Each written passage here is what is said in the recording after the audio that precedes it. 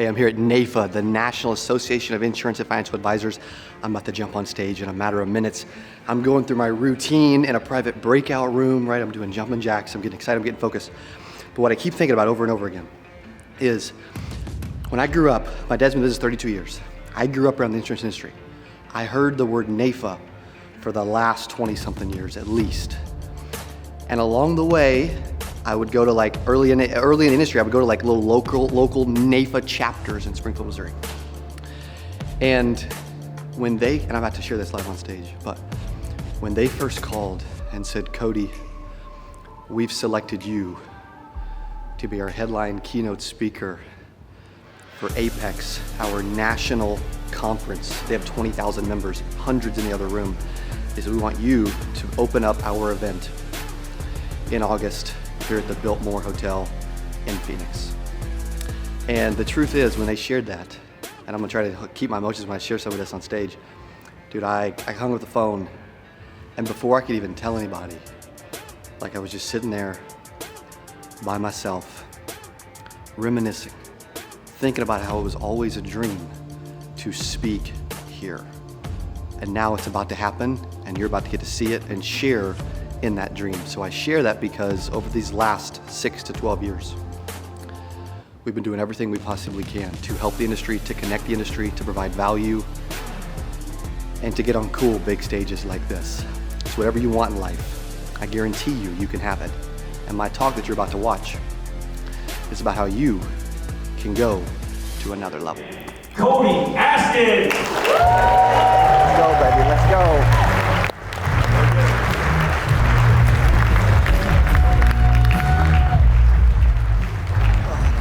Thank you, brother. Appreciate you so much, man. You're awesome. You're awesome. You're awesome. What's up, NAIFA? What's up, NAIFA? How we feeling today? What's up, NAIFA? Man, who's ready for an amazing couple of days? It's been a few years since we've done this, right? It's good to be back. Let me hear you if it feels good to be back. Dude, the energy is right in this place. The energy is right. You guys are awesome, man. They say insurance is boring. It ain't sexy. You guys are making it fun again. That's what I love. I can tell you this, the more energy and feedback you give me, the better I'll be today. Some of you want me to be better. And I heard a couple of you actually, applauded from Missouri earlier, so thank you. That's amazing. Great start. I want to start off by sharing my gratitude to NAIFA and the leadership community and everyone involved in putting this together. I'd love for you to give them a quick hand.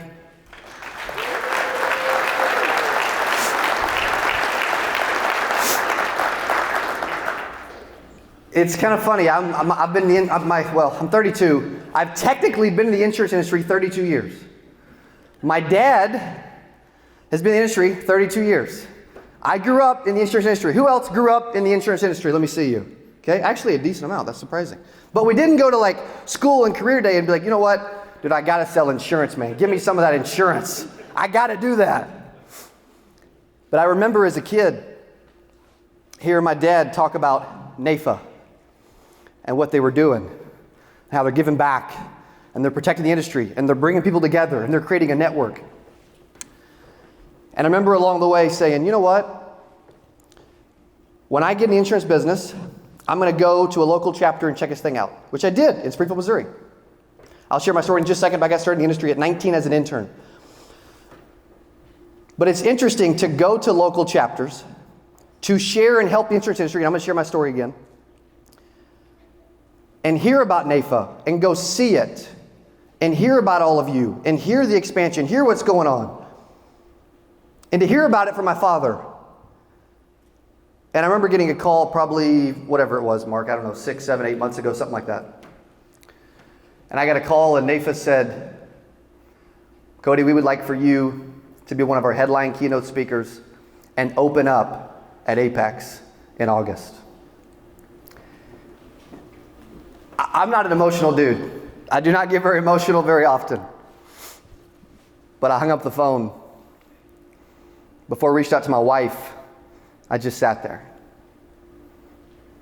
And I thought about all the blood, well, maybe not, but sweat and tears and money that we've put into giving back and getting known and helping the industry. And And I started reminiscing over my 12 years, 13 years in the space. And just tears just completely came over me. Because I remember at 10 years old, watching my grandfather as a Baptist pastor, wanting to speak one day, wanting to get up and give back and help people and encourage people and motivate people. And I'm going to do that today. We're going to talk about how to get to another level today. Now, I'm only 32. I got a lot additional levels to get to. Okay, so when I share some of this, I'm going to share it as humbly and aggressively as possible. But I was in tears because I knew I would eventually speak at NAIFA, but I didn't realize it would be so soon. And emotion just came over me, and so I want to thank NAIFA for having me here because it means the world, and it's absolutely incredible to open up at Apex in Arizona with all of you.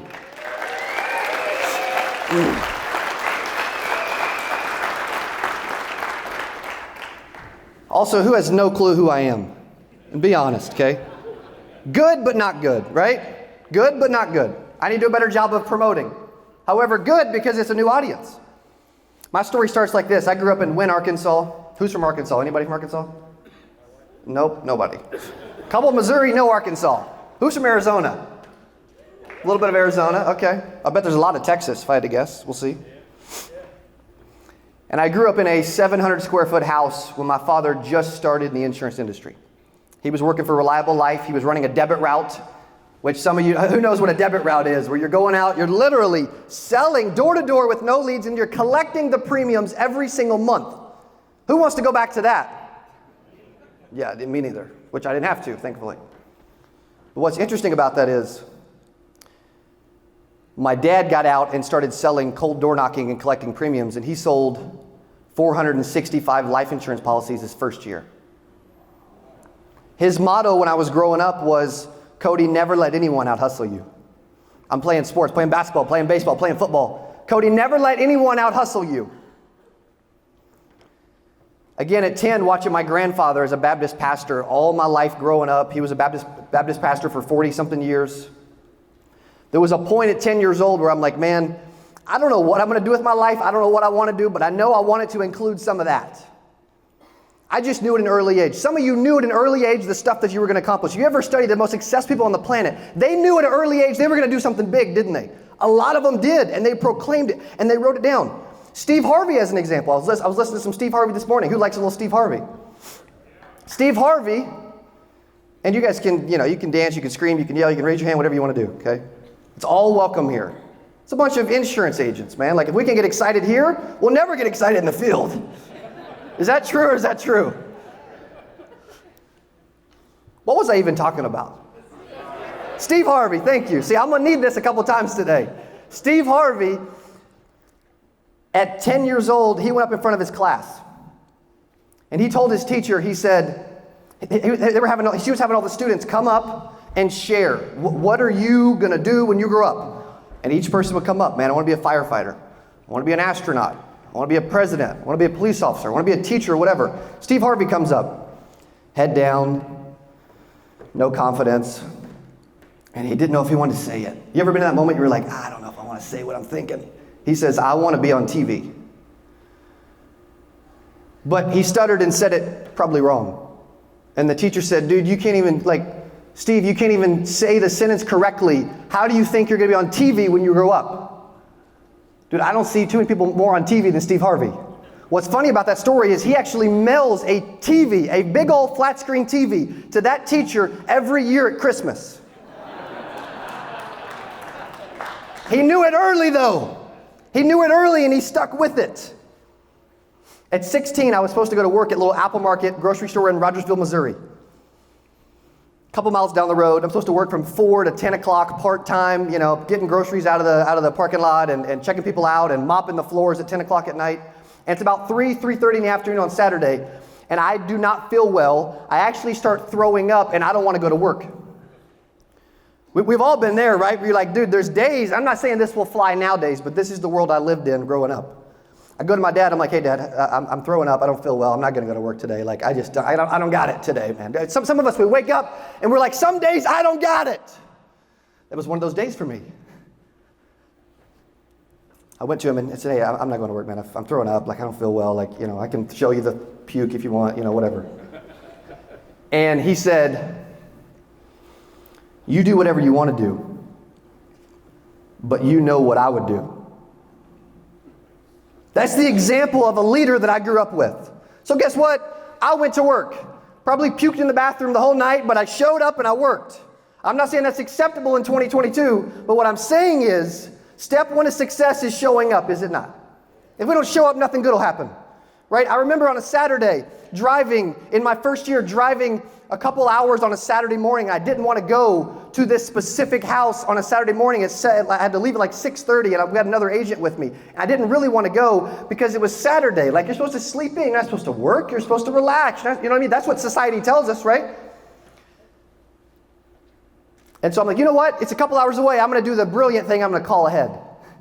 So I call ahead. She doesn't answer. Well, Dallas, she's definitely not going to be there. Like, this is a waste of time. It's Saturday. Let's go back. Let's go play golf with Tom Hegnan. Let's do something better than this, man. He said, dude, we don't have anything going on. Why don't we just show up anyway? I'm embarrassed to say that it had to be him and not me. We showed up a few hours later. Guess who's not there? Mary's nowhere to be found.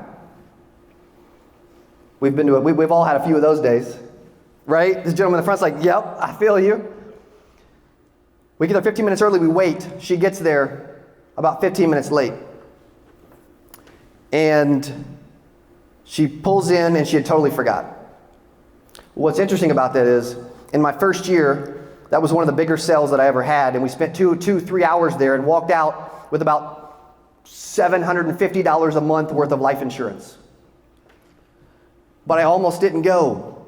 That's the message today, as I share some of these things about how anyone can go to another level. I don't care what level you're at. Some of you at a way bigger level than me, by the way. But I'm coming. I can tell you this, whether you feel like you've arrived, you're complacent, you're at like a static state, we all have another level, don't we? I remember at 19 years old, I'm an intern at a local insurance office, and I'm making cold calls out of a phone book as an intern for a veteran agent. No clue what I'm doing, making like $6 an hour to make cold calls out of a phone book, and then later I find out you're not supposed to do that. I'm like, well, that's fantastic. Sorry, NAIFA, don't nobody report that, okay? It's a long time ago. And then at 20, I go to a recruiting meeting, and there's 10 of us in the room. And the manager says, all right, 10 of you stand up. We stood up. He said, take a look around. I'm like, okay, dude, I can take him, but I don't know about her. I got him. It's like sizing each other up, right? He says, now 9 of you sit down. He left one person standing. He did not leave me standing. What he said that came out of his mouth next still motivates me today. He said, maybe one of you will make it. What I didn't realize is that 92% of insurance agents fail in the first 3 years. 92%. Some of you have been in it for a couple more than a few days or a few years. You made it. But in that moment, I'm extremely competitive. I said, not only am I going to be if there's a one, I'm definitely going to be part of the one for sure. Hopefully there's more, but if there's one, I'm going to be the one. Some of us are going to relate to that. If there's going to be a one, I'm going to be the one. And I actually set out and set a target. I said, I will earn $100,000 at 20 years old while I'm in college at Baptist Bible College playing basketball. Taking 21 credit hours this semester. I was 20 years old, playing basketball, full-time student athlete, practices, games, tournaments, weekends, all that. And I said, I will earn $100,000 at 20 years old. I dated it, I signed it, my dad signed it, hung it up on the wall in my cubicle, and then every day I went out to make that a reality. Dude, if you don't have targets in your life, you will get bored, you'll get complacent, you'll be like, bro, I've got nothing to chase, I got nothing to excite me to wake up in the morning, I'm just going back to the local insurance office to do my thing. I've always had a target every step of the way. And then December 20, after selling for years, December 29th, 2015, I started putting out videos on YouTube. We have almost 80,000 subscribers now on our YouTube channel. We have over 2,000 training videos for insurance agents. We have one of the biggest, if not the biggest, insurance agent-specific YouTube channel on the planet. Testament to having a phenomenal team. My videographer, Dylan, right to my left. Give Dylan a hand.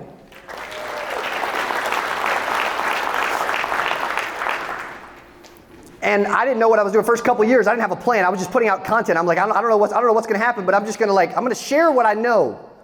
I don't know a lot, but whatever I know, I'm just going to share and see what happens. And over time, that grew and that caught on. Agents from, not in Missouri yet, but other places started reaching out saying, hey, can you help me? Hey, can you do this? Hey, where do you do this? How do you do this? And then it just grew over time. We grew into 2018 where I decided to put on a conference for the insurance industry called 8%. Who's ever heard of the conference 8% Nation at some point? Okay. Well, those that said you didn't know me, but you know about that, well, I'm the host of that. So there you go. 8% comes from the fact that 92% of insurance agents fail. We just did our 5th 8% Nation in Dallas. Over 2,000 attendees with some of the biggest speakers in the world. Tim Tebow, Ed Milet, Jesse Itzler, like some huge names. And a bunch of industry names as well. That conference is all about collaborating and bringing the industry together. It's kind of interesting. The insurance industry is kind of like, can we agree it's kind of territorial every once in a while? Can we agree on that? Like it's kind of like you got one gang on this side, one gang on this side. If ever two should meet, it's in trouble, man. Like it's like gang war, cartel style, like it's crazy. What's interesting is I believe in collaboration. I believe in networking. I believe in working with everybody, no matter who they work with or what they do. That's what 8% is all about. Like NAIFA, a network of people that want to improve, they want to mastermind, and they want to get better along the way. That's grown to where now we have, again, 8 companies. We'll do over $30 million annual revenue amongst the 8 companies. I've got a bunch of business partners. We've got 4 buildings in Springfield, Missouri, over 100 staff, and the vision has grown. But it's nowhere near where we want to get it to. Our vision is to help every insurance agent in the world. And there's a bunch of you today that be like, you know what, dude, I don't know if I need any help. And you may not. But maybe you still do. Because I believe we all do. I got one question for you today that I'm gonna talk through and I'm gonna focus on. Is there another level for you? I want you to think about that. Is there another level for you? Because I've heard there's a bunch of people in NAIFA that don't think there's another level for them. Guess what? There's always another level for everyone. And the moment we stop thinking that, I think it was Albert Einstein, right? He says, once you stop growing, you start dying. Dude, I'm not ready to die. I'm just not. Somebody like, dude, he's talking about death. That's what we talk about every day. Is it not? I remember along the way selling for years, then I got an opportunity. A manager came to me and he said, hey, there's a couple agents named Greg and Hunter. They're like 4 hours north of you in Macon, Missouri. I want you to go spend a day with them and help them. I'm like, I don't know what help I'm going to give. I just cold call people and cold door knock with no leads and sell life insurance. Like, I don't really know what I'm doing, to be honest, but okay. But that's kind of the insurance industry. You start selling a little bit and they're like, all right, you're promoted. You're in charge. Help everyone. It's like, dude, I can barely help myself. So I go up to help Greg and Hunter in Macon, Missouri, and we spend a whole day together. We write, I can't remember if it was 5 or 6 life insurance policies from cold door knocking in one day. Just cold canvas door knocking. First door, they answer, we get in, we make a sale. They're like high-fiving me. They're like, dude, how in the world did you do that? I'm like, well, I don't know. I just built rapport and found a problem and solved it. Like, it was really, really difficult. But what was cool is their eyes started getting bigger throughout the day. Their vision for their own business started getting bigger throughout the day. They started to think, maybe I can do more in this space. Because they were really close to quitting, tapping out, becoming a part of the 92%. I left the policies with the applications with them. I didn't take any commission cuts at all, and I drove home. And on the way home, once again, I just start bawling. I'm like, what is wrong with me? I said, if I get a chance to do that for the rest of my life, that's what I want to do. Like, I found more joy out of helping somebody else sell insurance than me sell insurance. And a bunch of you can relate to that, can't you?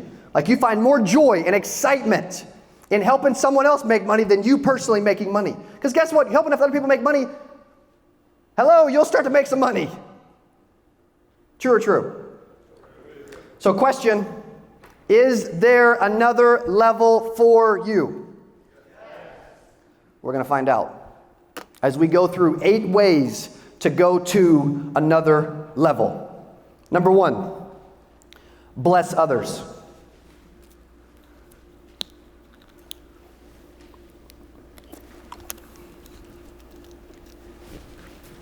Bless others.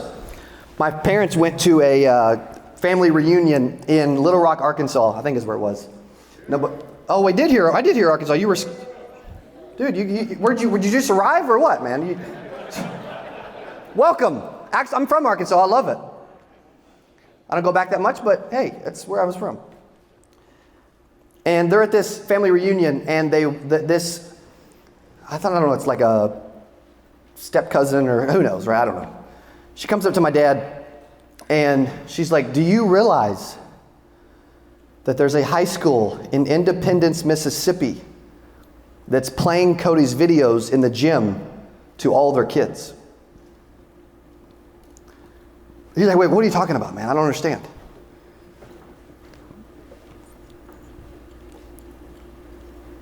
And they explained, and then they called me after the reunion. They said, "You'll never," and I almost went to the reunion. I wish I would have now. I didn't show up. And he said, "They're playing your videos to these kids because they're about motivation. They're about positivity. They're about getting back up. You don't curse. They tend to like that. And they're playing these about success and about anybody can be whoever they want. Anybody can get to whatever level they want." And I just started bawling again. I told you earlier I'm not an emotional person. Some of you are like, "Dude, I don't believe you."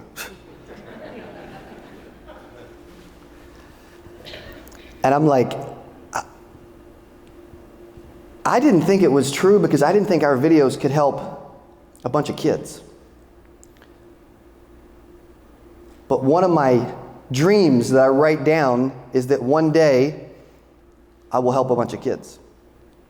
Because I had an amazing childhood, a great life, but not everybody is blessed. Talk about blessed. Not everybody's blessed with that exact type of childhood in life, are they? But dude, I want to give back and help those because I truly believe anybody can do whatever they want. I was at a men's conference in Springfield, Missouri called Bold, and two pastors got up and they said, and one of them said, and I still remember to this day, I think about it all the time. He said, "Maybe you're just fitting in when you were truly called to stand out." I want to stand out. Some of you got another level and you want to stand out. Well, we got to bless others along the way because what happens is once you start doing that, it starts reassuring what you're doing is working. You start helping some agents make some money in your local market, nationally, whatever, then what happens?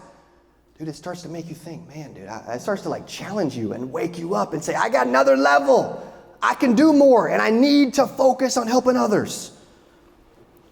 Steve Harvey always says, man, make room for others. For he says, make room for your gift and that God will make room for your gift. I'm going to add to that and say, make room for others' gifts, not just yours. Dylan with the camera has won film festivals in Missouri. He just produced a reality TV show for the insurance industry that I'll talk about a little bit later that we produced. This is making room for his gift, not just mine. Like selfish Cody along the way was like, dude, it's all about me. Everybody look at me like shine bright like a diamond, like it's all about me. Dude, it's not. That's what everybody leaves. They have to start over. And I was a terrible leader along the way. And you got to learn, you got to grow. And I'm still growing. But I want to bless and help others. Who else wants to bless and help others along the way? Dude, I want to bless and help others. I know you do too. Maybe it's time to bless and help others and stop being so selfish. Some of you may disagree with this, but the office that writes more premium than the office down the street, which one is actually helping more people and blessing others more? The one writing more premium and helping more families. Well, what does that mean? Does that mean the other person's selfish? Dude, I don't know. You call it whatever you want. Question, is there another level for you? Is there another level for you? I'm going to wake you up today and make you think, is there another level for you? There's always another level. I got a bunch of levels. I want to unlock them. I want to see them. I want to experience them. I speak all the time, and as I'm praying, as I'm thinking, as I'm preparing, I'm thinking, what would my grandfather, who never got a chance to see me speak, by the way, what would he think today, getting to see me travel around and speak 5 times in the next 30 days? All in the insurance industry. What would he say? What would he think? I would love some feedback and some tips from him. But he's not with us today. Number 2, invest more. And it don't always have to be money. But some of you need to invest more money into your business. It can also be time. 2018, my wife and I invested $450,000 into the first 8% Nation conference. We had it in the club area at Nissan Stadium in Nashville, Tennessee, where the Tennessee Titans play. What's interesting is Paul from Insurance Newsnet's sitting in the audience, and he gave me my first ever stage in September of 2018. Give him a hand for that.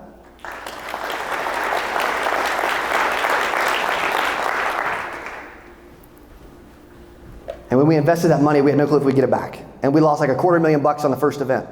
Some would say, dude, that's that's a massive failure. That's dumb. I don't know. Was it dumb or was it an investment? I agree. Like Dave Ramsey would not approve that message. I'm just saying, right? He wouldn't. I hope that's okay to say, I don't know. But he wouldn't. That's fair to say. They're like, I'm never having Cody back ever again. Okay, all right. 1 year ago, my COO and 75% of my sales team walked out on me. I need to be checked. My ego need to be checked. I need to evolve as a leader. I didn't invest as much time in my people as I should have. You get great people, take care of them, spoil them, invest money, invest time, invest energy, and do whatever it takes to keep them. Everybody's complaining in 2022 that it's hard to hire people. True? Is that fair? Dude, that's dumb. The more I tell myself something's gonna be hard, the more hard it's gonna be. It is not hard. We live in Springfield, Missouri, and I got one of the best teams on the planet. In Missouri. In Missouri. Yes, in Missouri. It's dumb, but it's working. On day 2, I take new salespeople to lunch to get to know them, to get to know who they are. I'm sharing stuff that will work, by the way. You apply some of this stuff today, it will absolutely scale and grow your business. I want to get to know them and their family, who they're as a person, what their habits are, what they like, what they don't like. I also want to learn how to communicate with different people on my squad. I can't speak to Dylan and Devin the exact same way. I just can't. That's not how life works. Everybody's not like you. You may be super driven, right? Red personality, aggressive, direct, fantastic. Probably nobody else on your squad's like that. So maybe don't talk to them like you want people to talk to you, because it's not going to work. It's interesting. We're trying to get a lot more millennials in the insurance industry, aren't we? Fair? We are? I mean, it's okay to say, by the way, the average age of the insurance industry is 59. Average age of NAIFA is 58.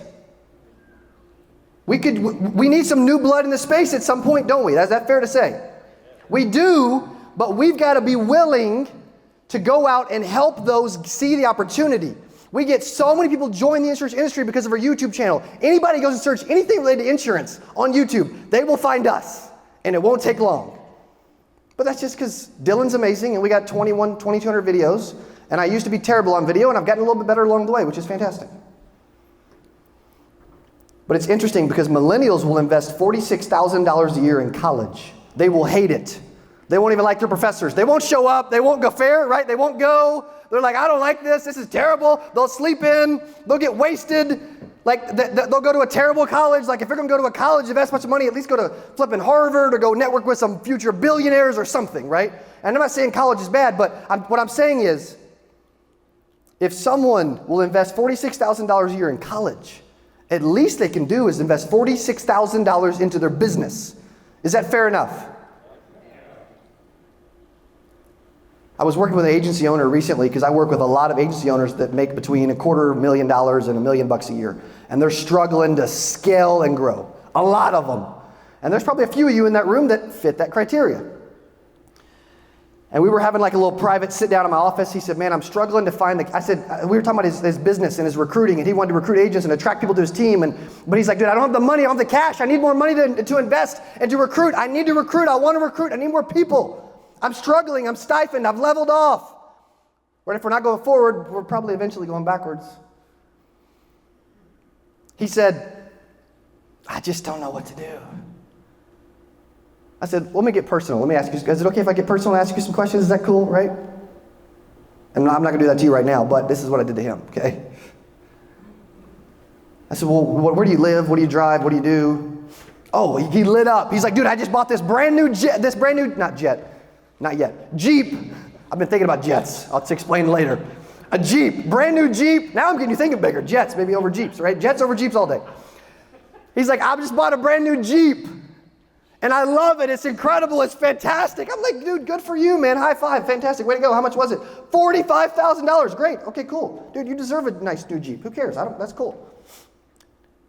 Did you put any cash down when you bought the Jeep? Yes. Why do you ask? Well, how much did you put down? $15,000.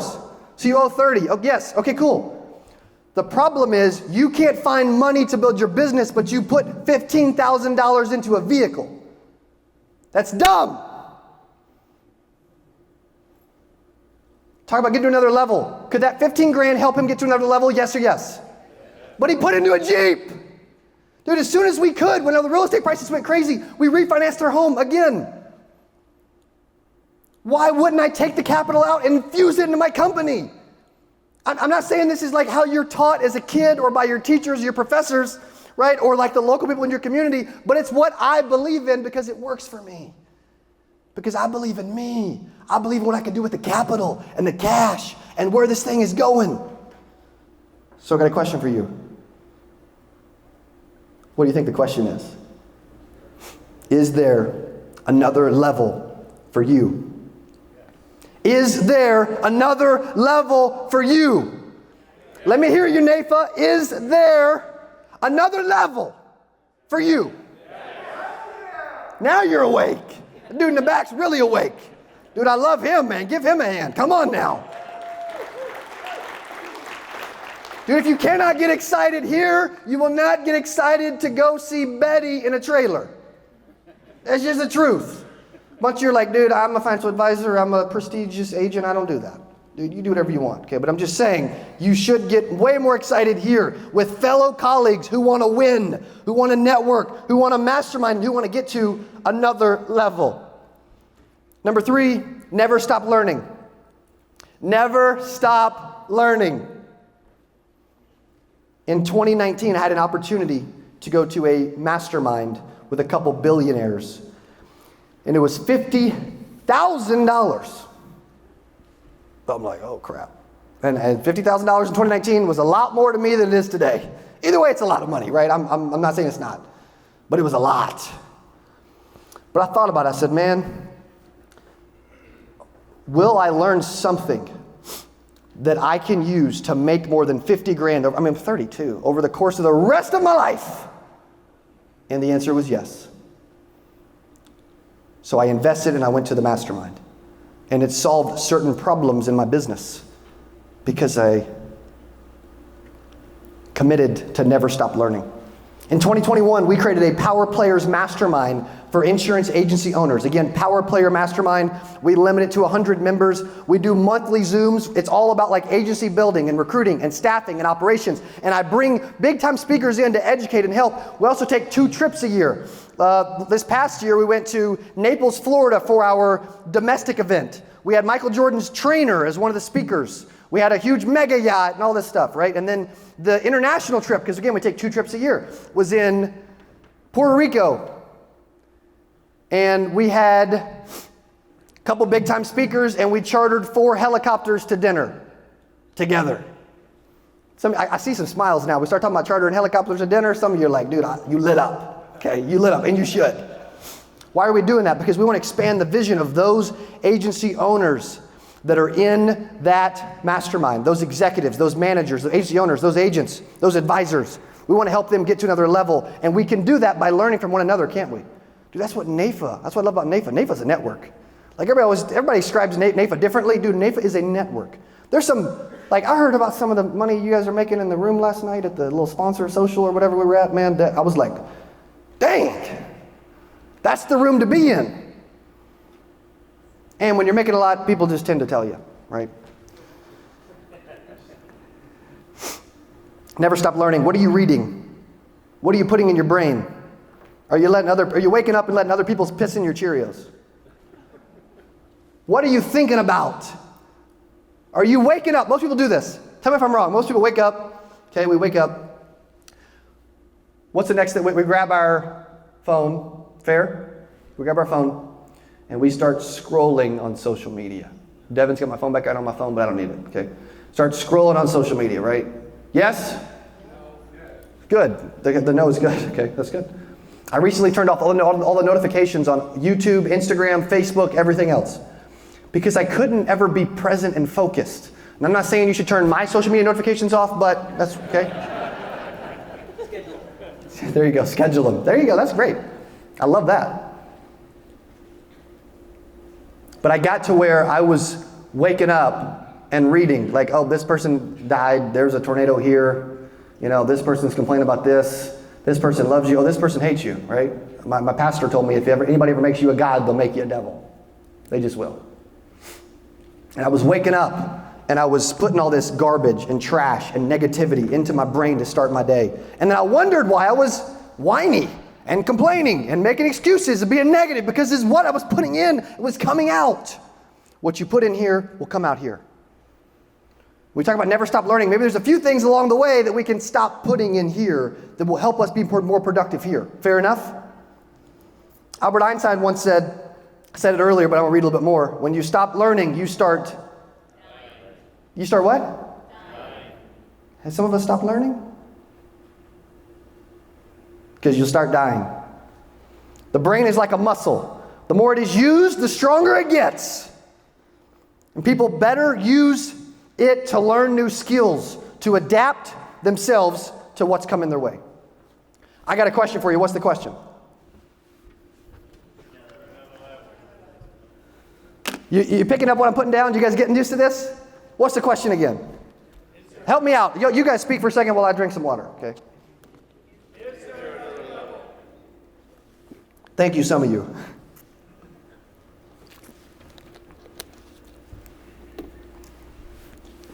Is there another level for you?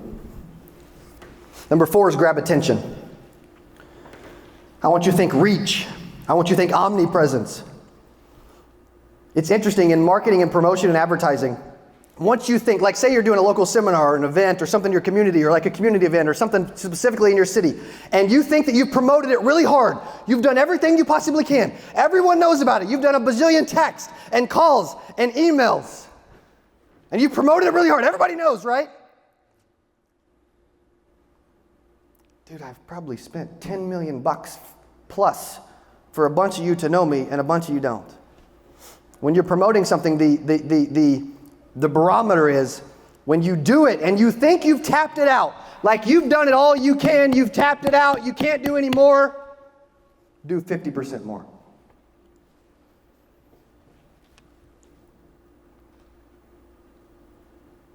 Also, get people talking. It's kind of interesting. The average human sees 800,000 advertisements a day. 800,000 ads a day. Facebook, TikTok, YouTube, LinkedIn, Instagram, billboards, radio, TV, for whoever still does some of that, right? TV is still super effective. Whatever it is. They walk in, there's some freaking flyers on the ground. Whatever it is, 800,000 ads a day. You've got to be able to bust through the noise. Is your marketing, your advertising, your promotion busting through the noise, or is it not? Or is it just like everybody else? Well, everybody else put this this cute lion on the boring picture, and they did a bunch of text, and it worked for them, Well, dude, maybe we got to be different. Why? Because we got to bust through the noise. We have 60,000 agents on our email list. Who's on our email list? Some of you. Okay, cool. Do we send out emails? How many do you get a day? If you're on our email list, how many do you get a day? More than Darren Hardy. Okay, perfect. 3, 4, 5 maybe, is that fair? A day? Some of you are like, what the? Now some of you won't get on the list. Well, what's interesting is, you probably will at some point. Okay, let's be honest. But what's fun about that is, I go to rooms. We had 2,000 people in Dallas at 8%, and we had the conference. And I said, all right, if you've ever unsubscribed, because they're all on our list, they're at our event. I said, if you've ever unsubscribed from our email list, stand up. And we had a bunch of people stand up. I said, okay. I said, if you unsubscribed ever, but you ended up back on the list, sit down. Guess what? They all sat down.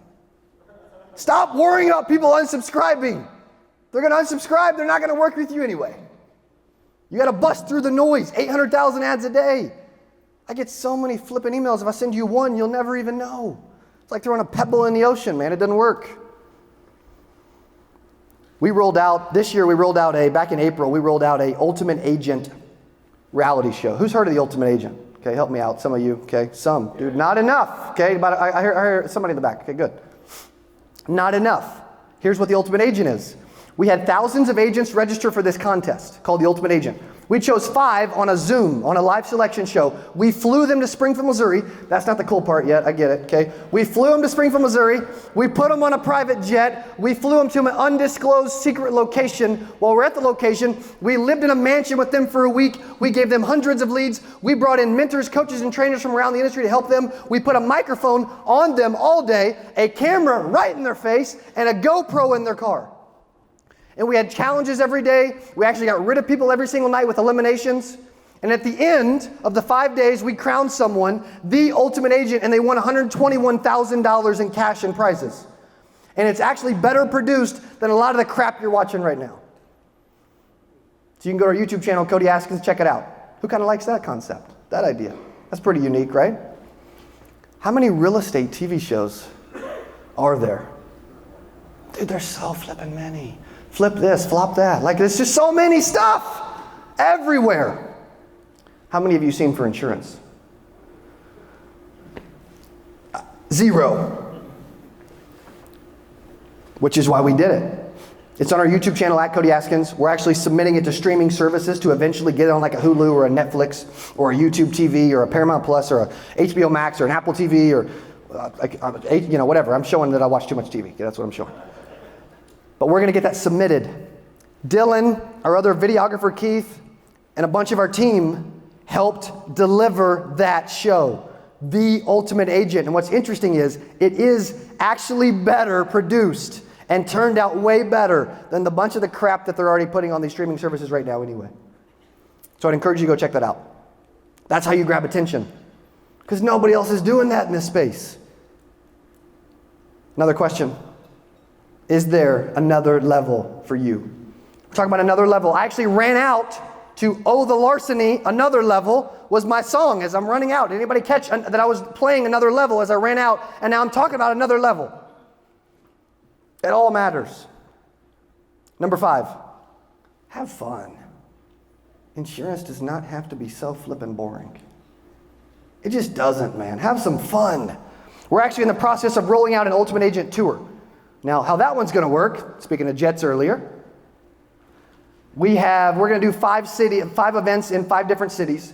We're going to go from Orlando to Atlanta to Charlotte to Chicago to Dallas. We're going to have 500 people per city, over 2,500 over 5 days. We're going to do it all in 1 week. 5 speakers are actually going to pay to join me on the whole trip. I just got a jet bill this morning for a Global Express, massive 19-seater jet, and it was $186,000 for a week. And we're going to go around and we're going to actually choose the Ultimate Agents for the next season 2 of the reality show at each city. I've never talked about that because we haven't released it yet. But that's okay. When I have an idea, I share it, because that kind of puts some pressure on me to deliver, doesn't it? But is that fun? Dude, it's fun and nobody's doing it, man. Everybody's doing the same stuff. People are like, why don't you just get a charter, like a bus? Dude, that sounds terrible. Seriously, from Chicago to Dallas in a big old tour bus with like 20 people. Fan-freaking-tastic. Have some fun. Who wants to have a little more fun? You're here because you want to have some fun. You're here because you want it to level up your business. You're here because you think you got another level. Or at least you got some other levels to share with other people that want to go to another level. Our team loves working with us, but man, they didn't always. I remember back in 2017, 2018, we had some unhappy clients. I got upset and I kicked the whole company out of the office. Because that's the right thing to do as a leader.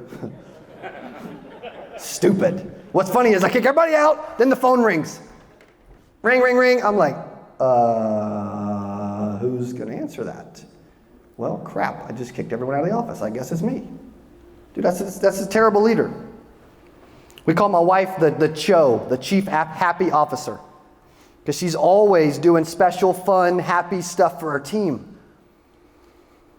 And you need to be doing that, man. You got to enthuse them with some energy. Young people, like you used to want to hire a bunch of millennials, they enjoy constant change, new exciting stuff, and experiences. And if it's always the same boring, flipping thing every single day, they're going to check out. Question, is there another level for you? Is there another level? What's the level look like? How big can the level be? Is there another level for you? Number 6, keep expanding your vision. Keep expanding your vision. Again, we had 2,000 in Dallas. We actually had a center circle stage with scoreboard style screens up above. Everybody could look and see each other. It was kind of crazy. We had a runway where you actually walked out at the conference on a runway from the green room with pyro and smoke going nuts. Like they were walking out to Bon Jovi or something. Dude, why not? Right? Why not? Keep expanding the vision. Find your creative outlet. So for me, my wife and I just bought a lake house. I thought about the Ultimate Agent Tour, the 5-city tour on the huge private jet with a bunch of speakers and 2,500 agents over 5 cities in 1 week. I thought of that literally, kind of funny, and already have 3 speakers committed to that. And it's in early October in a month and a half, and I just thought of it on Saturday.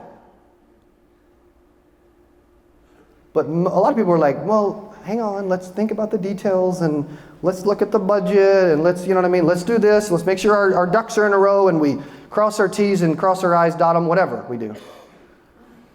No, if it's a good idea, just do it. Right?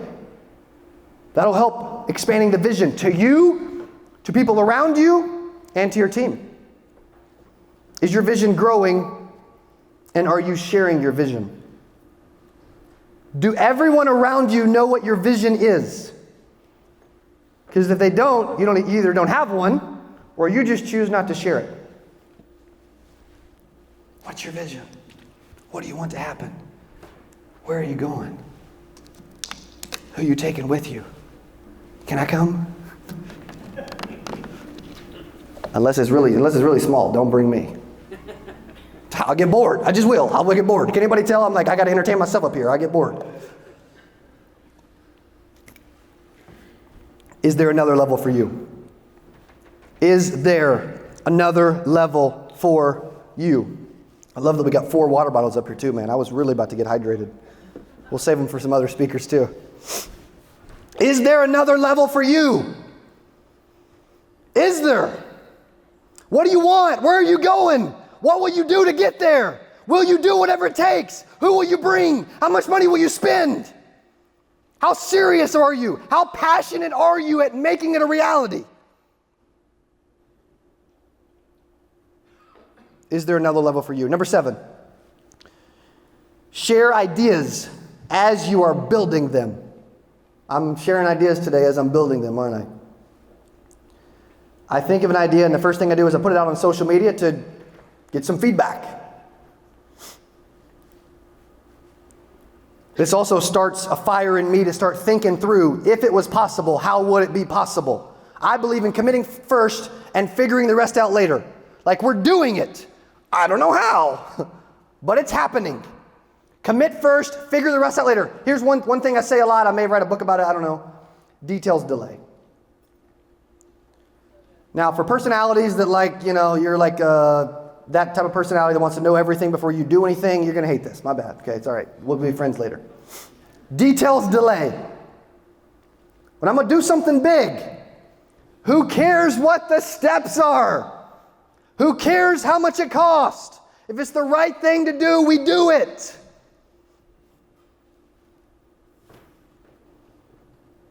Are you sharing ideas as you build them? One of the things that we do at my office is called a Whiteboard Method. You'll love this. Do this with your team. I'll explain it. You have to do this with your office. It's called the Whiteboard Method. Whatever the question is. So the question for us was, we had 1,000 people in 2021. How do we go to 2,000 in 2022 with our conference? That was one of the questions. So then we start actually, I get the team together. Like, you need to include people in the vision, right? You need to include people in where you're going. They need to be a part of the process. I said, hey, how do we do this?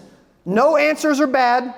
Nothing's off limits. Say whatever you want and we'll put it on the board and then we'll go circle several that we really like. So we said, well, we could spend more on speakers. Well, no crap, but okay. We could have more group tickets and team tickets. We could have more salespeople. We could spend a lot more on marketing and ads. We could have more production. Like we could do a road show. We did a 10-city road show around the country. And we circled 5. And we did those, and we doubled. But I didn't come up with all of them.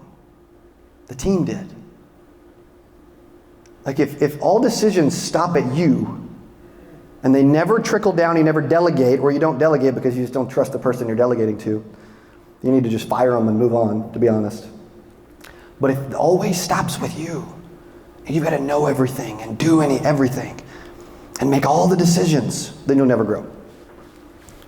You are stifling your own growth if that's what happens.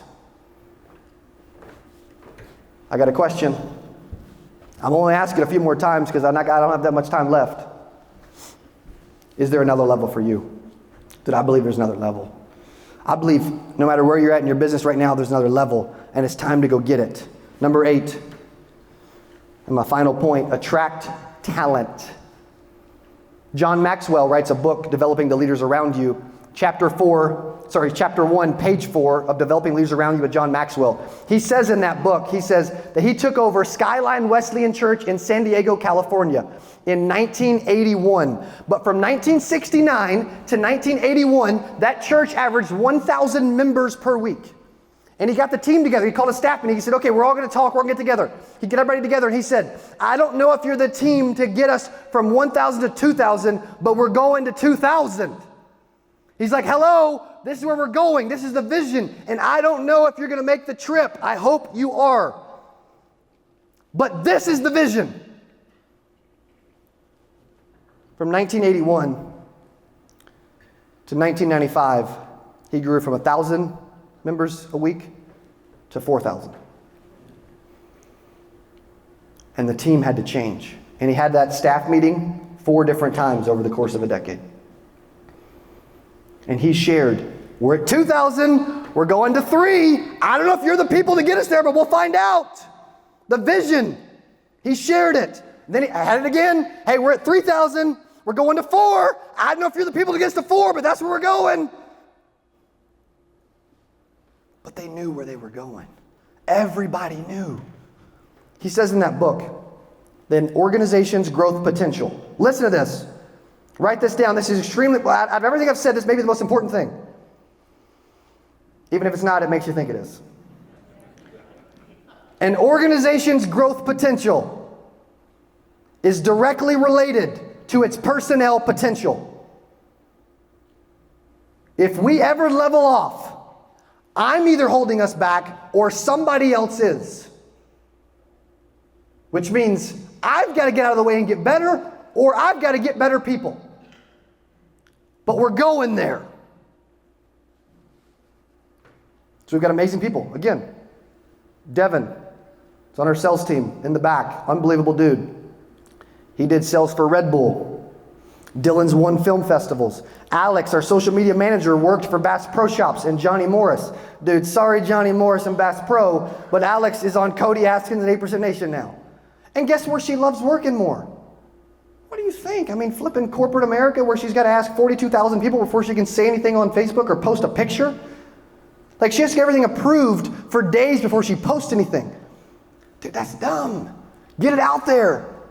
It's a pebble in the ocean. Just throw a bunch of pebbles. If it's misspelled, maybe it'll get better engagement because people will be like, hey, dude, you can't spell. Maybe it'll work better. Done is better than perfect, is it not? Stop controlling everything. Just first day she comes in, we're shooting a virtual conference for 1,700 people. She comes in, we're setting up, we're prepping. It's the day before the virtual conference. Day 1 for Alex. She comes up to me, she said, I think I'm just gonna like, well, she said, what do you mean to do? I said, post. She said, well, what do you like? I think I'm gonna just like get to know the lay of the land and like see what everybody's doing, and then I'll make sure I get some stuff approved with you. I'm like, don't approve nothing with me. Just post as much as you flipping can. I don't care. If it's wrong, we'll correct it along the way. She's like, huh? Are you sure? That's not how Bass Pro worked. But dude, I'm not Bass Pro. Not yet, hopefully, maybe one day. But we got a lot to do to get there, do we not? Just get it out there. Have an idea, share it. Again, if you aren't delegating, it's because you don't trust the person you're delegating to and you're not attracting the right talent. We actually help people attract talent. We have 3 different recruiting programs. One is that people can actually speak on stages and events and do webinars and hit our email lists and all that to be a part of our company to attract agents to them. We had one guy the other day that he's going to spend probably 80 grand with us this year. And he said he went to his company, his upline or whatever, part of the big organization. And they said, okay, you're spending like this amount of money on ZipRecruiter, and we're doing recruiting for you, and you're doing this, and you're doing that. They said, what's the best recruiting thing that you are currently doing? Because you've doubled this year, you're exploding. What's working? He said, do you really want to know the truth? They said, yeah. He said, Cody Askins. He just added a team yesterday of 58 people to his agency because they knew who he was. And we collaborated and did a bunch of stuff together. That's the future of this industry. It's doing more together, getting attention, collaborating, and helping other people. Because what's interesting is we actually also just created an agent placement program because we get hundreds of agents a week, at least, maybe more. Because we have hundreds of thousands of agents that consume our content all over the world. I spoke to 4,000 agents in the Philippines a couple years ago. And a lot of those agents, when they're reaching out, they're like, hey, I'm unhappy. Dude, I don't like where I'm at. I don't get any training. Maybe they do, maybe they don't, right? I mean, some of them need to blame themselves and accept responsibility. However, some of them are like, dude, I'm tired of working with my friends and family, and I don't like this. I'm unhappy, I'm lonely, I don't get support. Like, I need some help. I need some leads. I need something, right? So we have an agent placement program now where we actually put the agents through a 5-step process. Application, small application fee to make sure they're serious, 15 to 20 point survey. We have them watch a training webinar, and we have them do a DISC assessment so we can figure out what type of personality they are. And then we have companies that pay us to be a part of the placement program as a trusted partner agency that we can connect the agents and introduce the agents to throughout the year. That's something we should have had sooner because there's so many agents reaching out saying, hey, I've got a problem. Like Vanilla Ice, I got a problem, yo, can you solve it? And we weren't solving it, but we should have been. So guess what? We're solving it now. I felt bad. They'd be like, hey dude, who should I work with? Do you have your own agency? What do you think about your dad's agency? What about this one? Well, your dad's agency does Medicare, I do PNC. What do you think about this? They're like, who should I go for? I hate where I'm at, or I'm new and I'm lost. Do you know how many agents are? I bet there's 500,000 agents in the US that are lost and unhappy. And guess what? They either end up out of the industry or they just end up with somebody else that actually helps them. Is that true? There's so much of that. And then we're going to be creating I'm actually putting into existence, share ideas as they're happening. We're going to be rolling out an insurance job board that we don't currently have built yet. But we're going to share it, and we're going to do it because of the amount of agents and companies that are looking to grow. Number one way for a company to grow is through people. It's staffing, it's recruiting, it's people. Here's a quote that I share that I love. I kind of changed it and made it my own. Great leaders attract great people. Doing big things attracts big people. Doing little things attracts little people.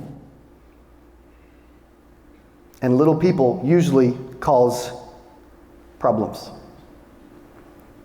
An effective vision attracts winners. Is there another level for you? I'm going to share a quick story and then I'm going to wrap up. It's a story about Tony Robbins. Who knows who Tony Robbins is? Let me hear you a little bit, okay? Dude's 62. He's been doing events for 37 years. When he started doing events, he was 25. At 25, he did an event that went till midnight. His events, like this NAIFA event, guys, I don't think we're going till midnight, but dude, a lot of his events always go till midnight. I mean, if I don't shut up soon, maybe we will, I don't know. But a lot of his events go till midnight. 37 years ago, he did an event at 25 years old for 125 people in Boston. And at that event, he was so amped up after the event that he's like, I'm gonna go for a walk. I've never been to downtown Boston. I have no clue what it looks like. I've just been told, right? Who's ever been to Boston, lives there, and knows what I'm talking about? So I guess we even got people from it. I guess that there's old cobblestone roads, there's huge old buildings in downtown Boston. He does the event till midnight. He's not tired, he's like amped up, so he goes for a walk in downtown Boston. And he's walking along. And this gentleman walks towards him. And he's got his head down, long trench coat on, and he's kind of stumbling. I'm a terrible drunk, okay? He's stumbling as he's walking towards Tony Robbins. And as he gets closer, Tony can start to smell the alcohol on the dude.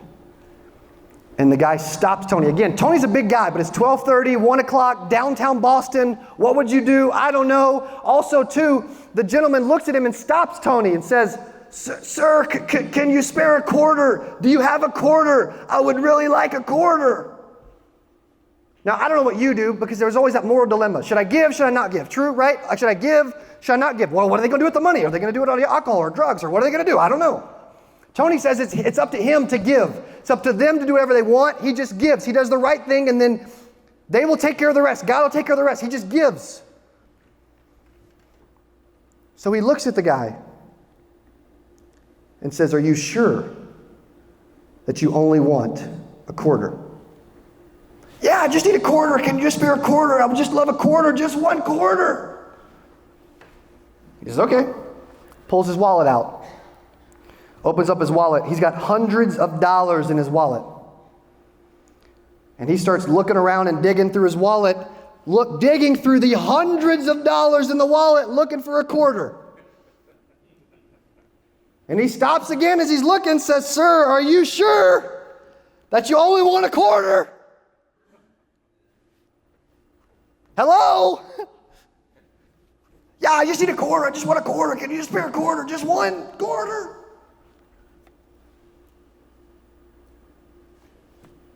He says, all right. Pulls the quarter out, closes the wallet, puts it back in his pocket. Holds the quarter up.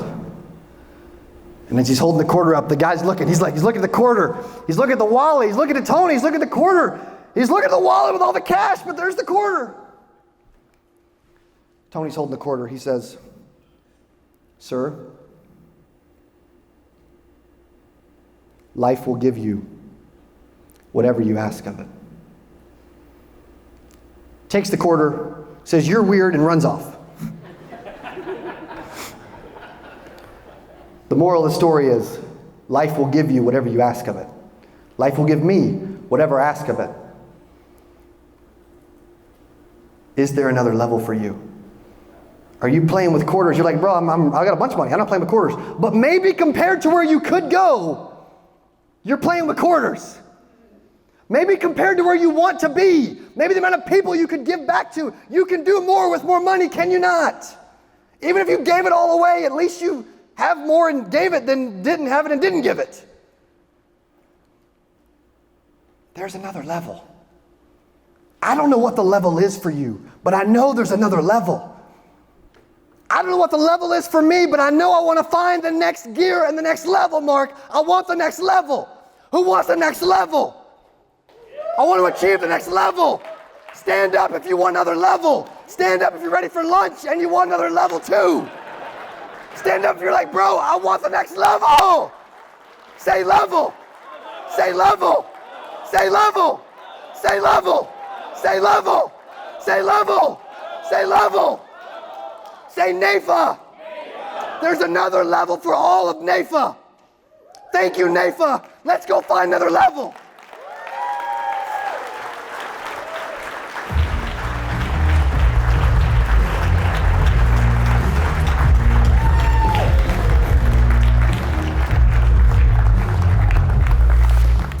Hey, if you enjoyed this, I got another one you're gonna love. It's right there. Click on it. See you in there. You have always done virtual. Your agents are doing virtual. What talk through, like, I mean, I know you can't compare it specifically because you didn't do it. However, you can contrast the two. Talk about